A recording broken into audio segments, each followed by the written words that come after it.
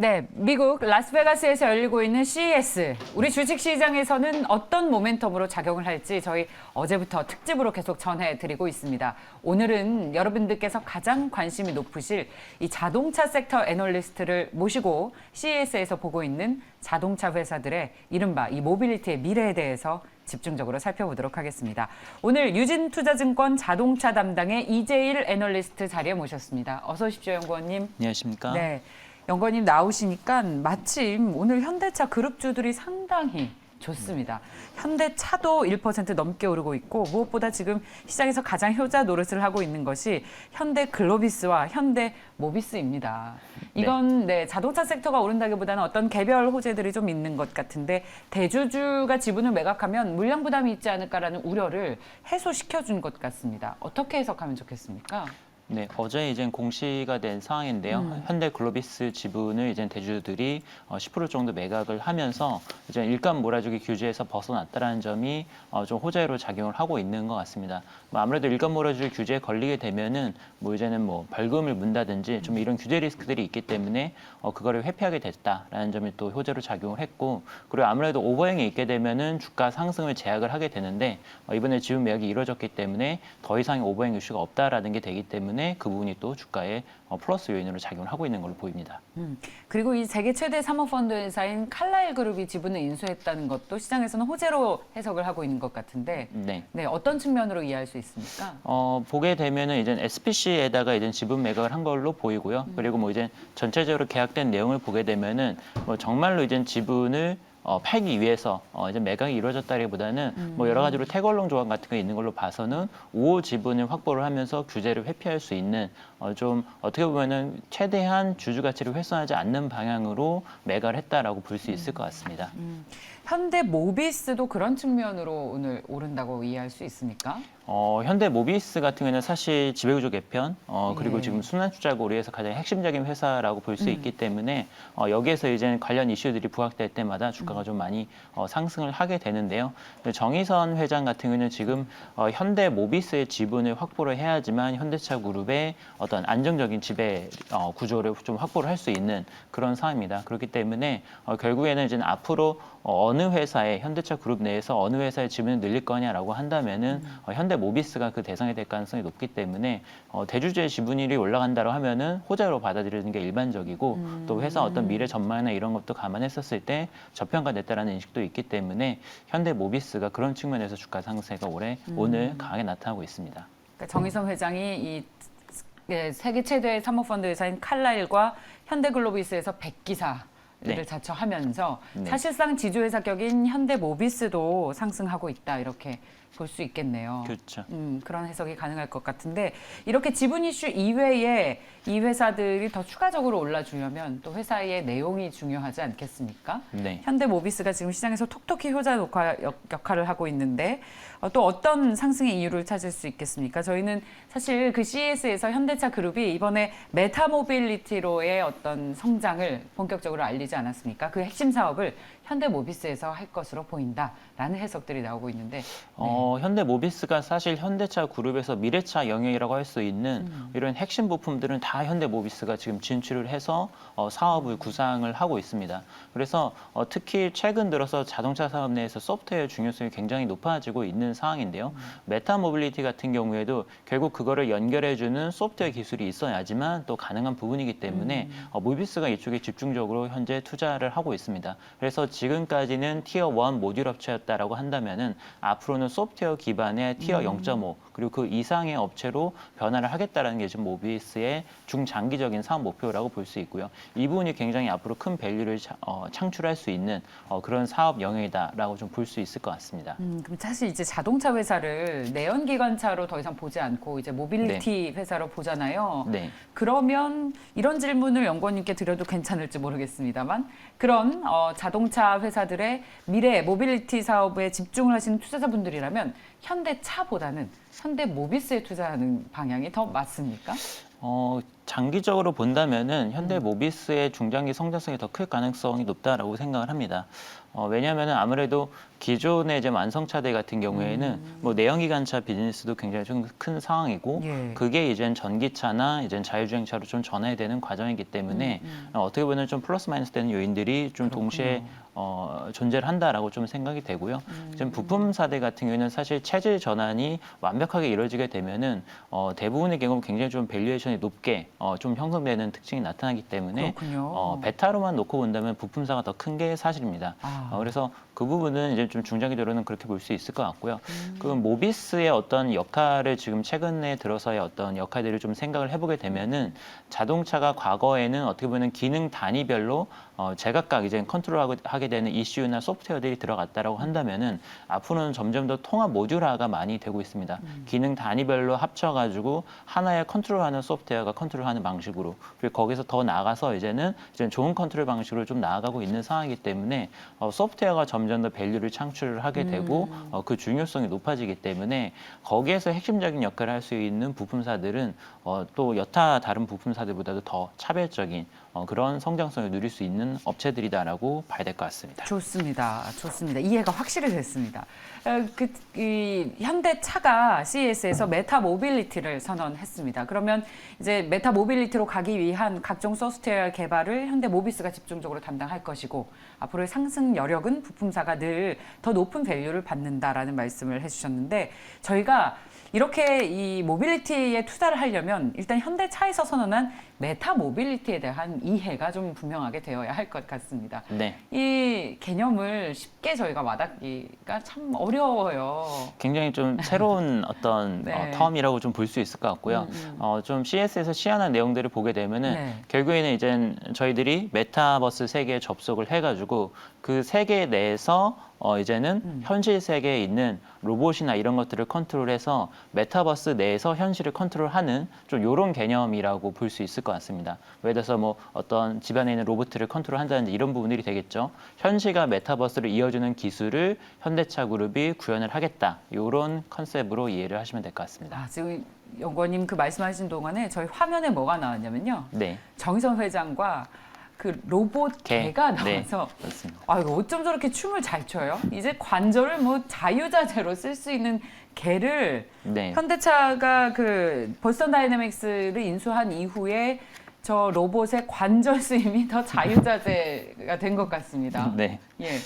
저 그래서- 시사하는 바가 좀 있어 보여요. 결국에는 저런 네, 로보틱스 춤추는 로봇. 기술이라는 게 뭐 기반적인 소프트웨어도 굉장히 좀 완성도가 높아야 되고 또 자율주행이라는 것도 어떻게 보면은 차량의 차체를 제어하는 어떤 컨트롤 기술하고 또 연결이 되기 때문에 그런 측면에서 또 시너지를 발휘할 수 있지 않을까 하는 기대감이 있습니다.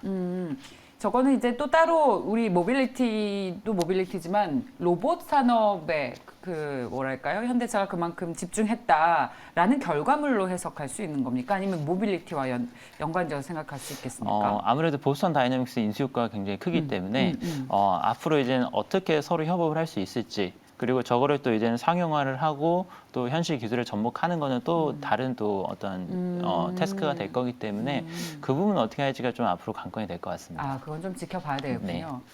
제가 그 보도국 국제부 시절에 보스턴 다이내믹스 뉴스를 정말 많이 다뤘어요. 네, 그게 맞습니다. 불과 몇 년 되지 않았습니다. 한 3, 네. 4년 전인데 야 이제 우리나라 회사가 인수해서 이제 춤을 추는 로봇 개까지 만들었으니까 네. 앞으로의 성장성이 정말 기대가 됩니다.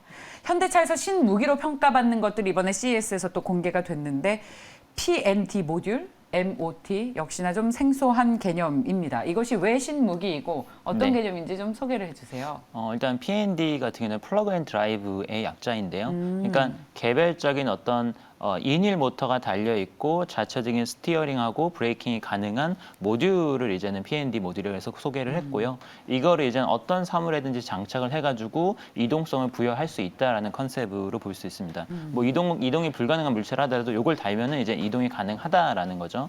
그래서 이 부분을 또 소개를 했고 그리고 추가적으로 DNL이라고 해서 드라이브 앤 리프트라고 하는 모듈도 이제 선보였습니다. 방금 말씀하신 그 부분과 연계되는 부분이 있는데 로지스틱스 관련된 어떤 자율주행 혁신적인 기술이 접목된 거다라고 볼 수 있습니다.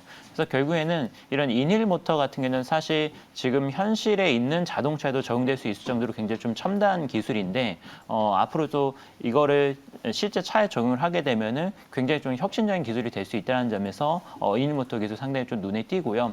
그리고 그 외에도 이런 로지스틱스 모듈 같은 경우에도 최근 들어서 로지스틱스의 자율주행을 굉장히 많이 접목을 하고 있습니다. 그래서 이쪽으로도 진출할 수 있는 가능성을 보여준 기술이다. 이렇게 평가가 됩니다. 로지스틱스 플랫폼이라고 해석을 할 수가 있겠군요. 네.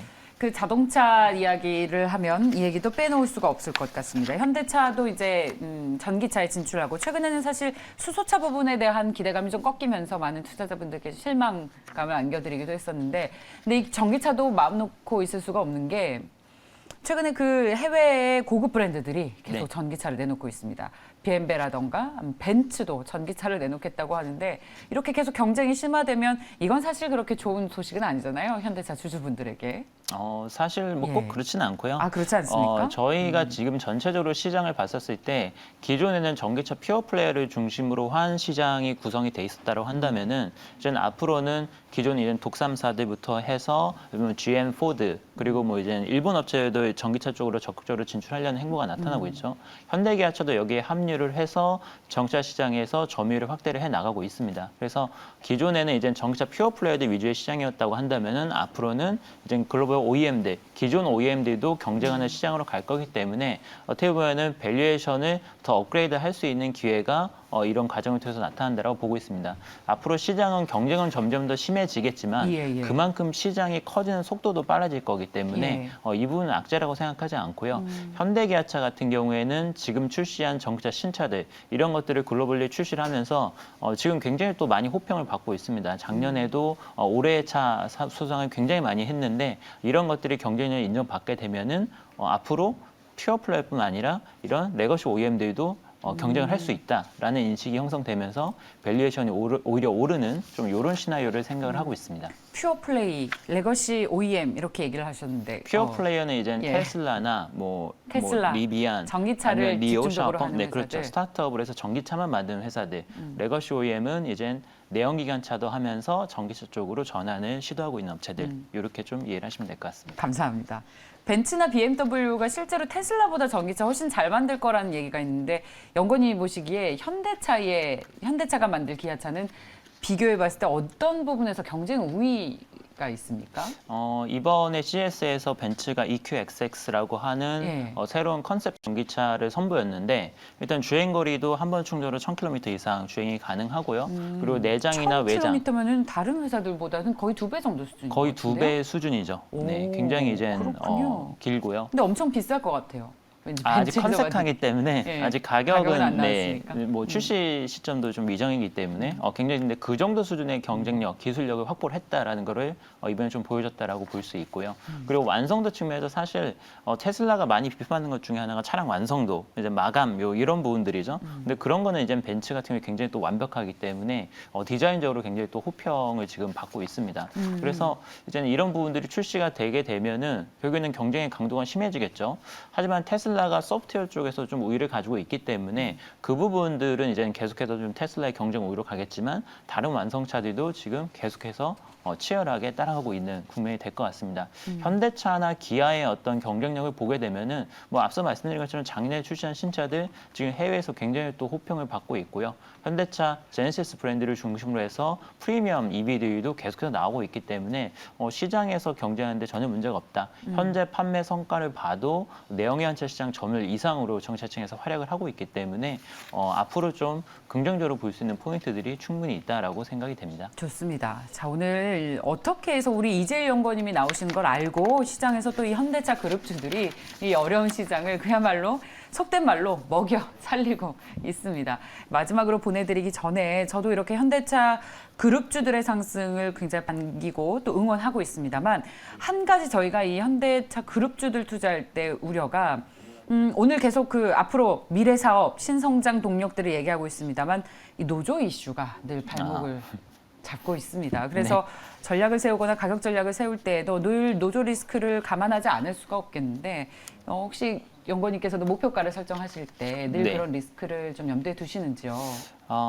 리스크가 있는데, 예. 근데 사실 이분이 워낙 좀 만성적인 고질적인 문제가 되어 왔기 때문에 어떻게 보면은 현대차 그룹의 디스카운트 요인으로 좀 이미 밸류에이션에 녹아 있는 부분이 크다라고 생각을 하고 있습니다. 그래서 아무래도 좀 파업이나 이런 것들이 굉장히 격화될 때에는 주가 하락 요인으로 작용을 하지만 또 이제 그런 이슈들이 해소가 되면은 또 금세 또 제자리로 복귀하는 그런 주가 반응이 나오기 때문에 좀 만성적인 문제, 어떻게 보면 좀 코리안 디스카운트 요인, 좀 이런 걸로 좀 그렇죠. 이해를 하셔야 될 것 같고요. 예. 어떤 회사 개별적인 리스크로서의 요인보다는 좀 그런 요인으로서 좀 저는 좀 판단을 하고 있습니다. 네, 이렇게 뭔가 시장의 변곡점에서는 그룹 차원에서 모두가 힘을 모아서 정말 전 세계에서 치고 올라갈 수 있는 경쟁력을 가져갔으면 좋겠습니다. 네. 연구원님 마지막 질문 드릴게요. 현대차 그룹주들 가운데서 이 종목이 가장 좋다라고 한다면 어떤 종목 탑픽으로 꼽으십니까? 올해 같은 경우에는 사실 작년에는 판매는 어느 정도 이루어졌었는데 생산이 굉장히 부진했었습니다. 차량 반도체 이슈를 빼놓을 수가 그렇죠. 없는데 전기차 반도체가 올해 없으니까요. 같은 경우에는 예. 이젠 판매보다도 생산이 많은 한 해가 될 것 같습니다. 작년에는 생산이 안 좋아서 재고가 계속 줄어들었지만 올해는 생산이 늘어나면서 재고가 누적되는 사이클로 들어갈 거기 때문에 완성차보다는 부품사들의 EPS 성장률이 더 높고 그리고 어떤 주가 상승도 더 클 것으로 좀 예상을 하고 있기 때문에 부품사들을 좀 많이 좀 봐야 될 것 같다고 생각이 되고요. 그리고 그 중에서도 전기차나 미래차 쪽에서 지금 굉장히 잘하고 있는 전장 부품사가 대표적으로 만도랑 이제 현대모비스가 될 거기 때문에 이제 현대모비스나 만도 같은 전장 부품사가 올해 좀 가장 주가 수익률이 좋을 것이다라고 좀 예상을 하고 있습니다. 그리고 완성차 중에서는 작년에 좀 주가 수익률이 안 좋았던 현대차가 업사이드가 더 크다라고 판단이 되기 때문에 완성차 중에서는 좀 현대차가 좀 유망하지 않을까 이렇게 생각을 해서 만도, 모비스 그리고 현대차를 이제 추천을 드립니다. 아, 좋습니다. 작년 공급망 이슈 그리고 반도체 네. 부족 이슈가 너무나 우리의 발목을 잡았던 만큼 이번에는 판매보다 생산이 많은 해일 수 있을 거라는 전망이 상당히 귀에 더 꽂혀서 들렸습니다. 오늘 상당히 유익한 시간이었습니다. 결정적 투자 유진투자증권 자동차 담당 이재일 애널리스트였습니다. 고맙습니다, 연구원님.